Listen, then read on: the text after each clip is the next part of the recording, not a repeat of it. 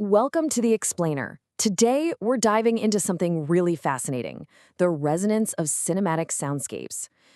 If you've ever wondered why certain films just completely stick with you long after the credits roll, well, the secret isn't just in the camera lens or the lighting. We're going to uncover this hidden architecture of cinema that literally bypasses your eyes and goes straight to your brain, totally manipulating how you feel from the very first frame. So what is the most powerful part of a movie you never actually see? Okay, let's dive into this because the answer lies in the profound psychological impact of cinematic sound. It's kind of like the silent partner to the visual spectacle. It hits you right in the subconscious, dictating your emotional state before you even realize what's happening. Section 1. The invisible art form. Let's define what we mean by a cinematic soundscape. It's this meticulously manufactured auditory environment designed specifically to manipulate cognitive and emotional resonance. Now, notice that word manufactured.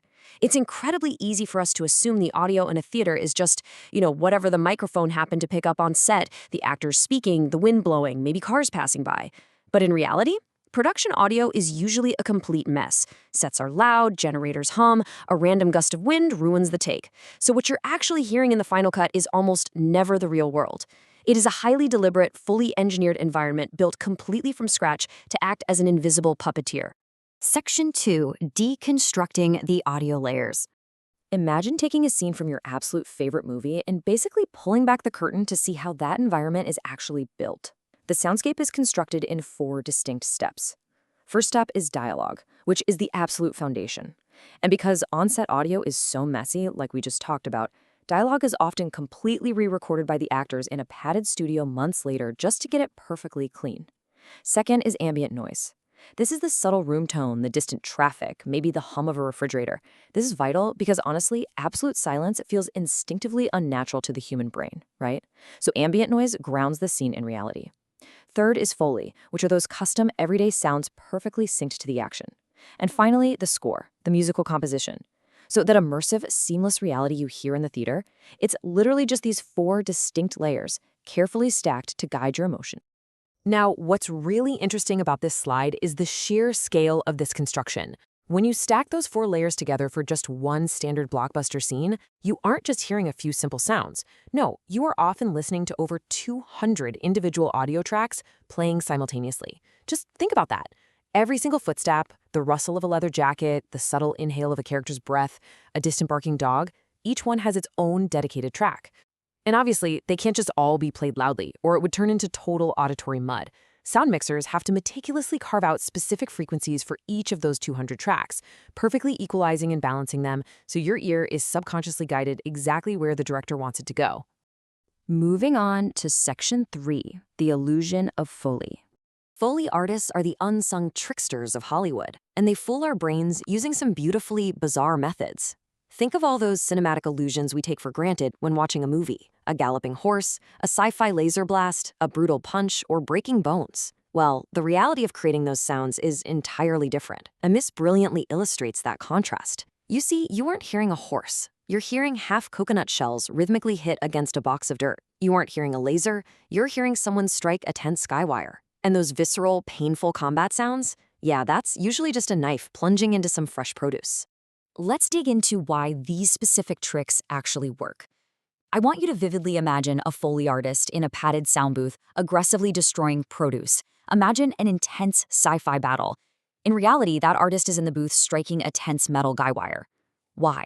Because the metallic, vibrating reverberation perfectly mimics the acoustic frequency our brains associate with a high-energy laser blast. Or think of a heavy-hitting fight scene. That sickening, meaty thud is often a person just aggressively stabbing a head of raw cabbage.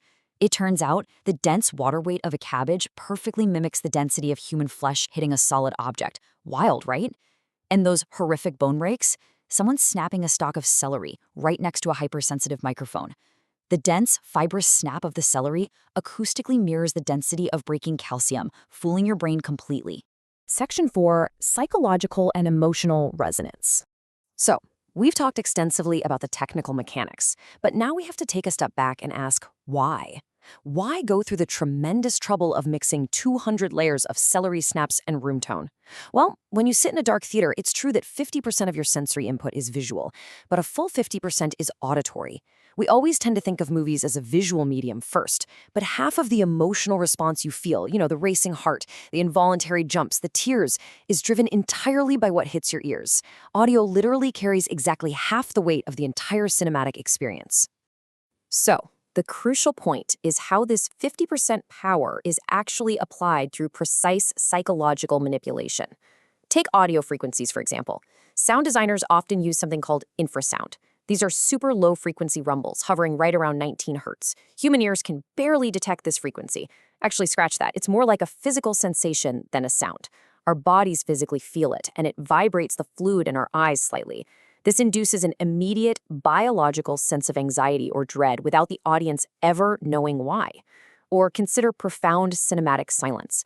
By taking those 200 bustling audio tracks and suddenly dropping them down to absolute zero right before a jump scare, the sound designer creates a vacuum of tension. Our brains basically panic in that unnatural silence, making the sudden sound that follows hit 10 times harder. They're actively dialing up your brain's emotional response without you seeing a single string being pulled. Section 5, Hearing Movies Differently. Let's move to and see how this builds to anchor these abstract psychological concepts right back to your living room experience. It has been said that sound is the invisible puppeteer of human emotion, and honestly, that perfectly summarizes the true nature of cinematic soundscapes. Bringing these abstract psychoacoustic concepts back down to earth changes everything about your normal living room viewing experience. The sound in a film is never just background noise. It is an active, commanding force. Once you recognize that every rustle of clothing and every subtle drop in frequency is engineered to dictate exactly how you feel, you simply can't unhear it. So I have to ask, will you ever watch your favorite movie the same way again? The next time you sit down for a tense psychological thriller or a massive summer blockbuster, I guarantee you'll be listening just as closely as you're watching. Pay attention to the layers, listen for the celery snaps in the fight scenes, feel for that infrasound rumble right before the villain appears. Let the invisible puppeteer do its work, but this time, you know exactly how the trick is done.